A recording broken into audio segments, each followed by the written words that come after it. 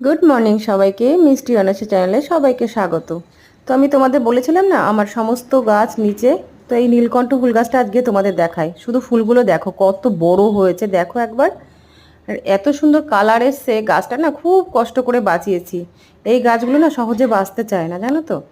তো দেখো গাছের ফুলগুলো শুধু দেখো, মানে মুগ্ধ হয়ে যাবে দেখে, এত ভালো লাগছে। আর আমি পুরো গাছটা আমার যে গেটের উপরে বাইয়ে দিয়েছি, খুব সুন্দর হয়েছে। আর এই দেখো এখানে আছে লক্ষ্মী জবা আর একটু ঘিয়ে কালারের জবা আছে। দুটো গাছ একসাথে কলম করা আছে, একসাথে দুই রকমের ফুল ফোটে।